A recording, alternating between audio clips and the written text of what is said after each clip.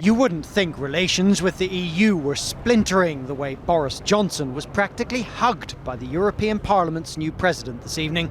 But afterwards, David Sassoli was downbeat. I came confident in the hope of hearing proposals which would take negotiations forward, he said, but I must note there has been no progress. Invece devo constatare che non ci sono progressi. Earlier, he'd been in Berlin talking Brexit with Angela Merkel, but it was her phone conversation with Boris Johnson this morning, or at least Number 10's account of it, which has proved explosive.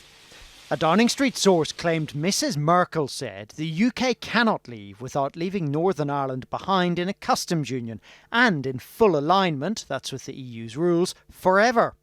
The source themselves then added that if this represents a new established position, then it means a deal is essentially impossible, not just now, but ever.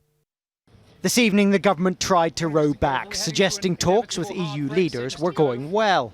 It's in the very nature of diplomacy that the Prime Minister, when he's speaking to those leaders, will be talking frankly and openly to them. And the one thing that I do know is that the response from those leaders has been so far an openness to exploring the deal that we have put forward. I hope that openness will become more constructive in the days ahead. But by then, the European Council President Donald Tusk had lashed out, tweeting, "Boris Johnson, what's at stake is not winning some stupid blame game. At stake is the future of Europe and the UK." Despite the extraordinary language, the Irish Foreign Minister agreed. President Tusk's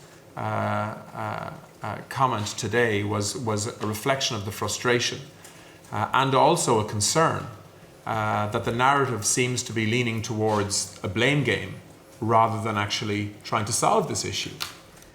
With that kind of language flying around, the chances of a deal look pretty remote.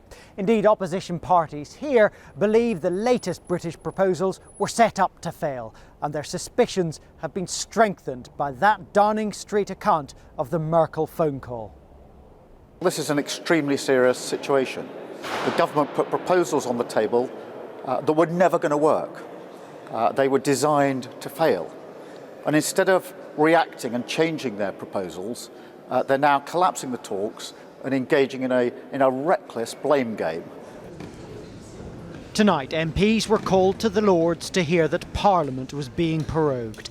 And this time, as it was lawful, it brought to an end the longest session of Parliament in the modern era. By virtue of Her Majesty's commission, which has been now read, we do, in Her Majesty's name and in obedience to Her Majesty's command, prorogue this Parliament to Monday, the 14th day of October. That's when the Queen will reopen Parliament with a speech announcing a new programme of government. But it's a programme for a government which will, in all likelihood, be facing the same old Brexit problem. Carl Dinnan News at 10, Westminster.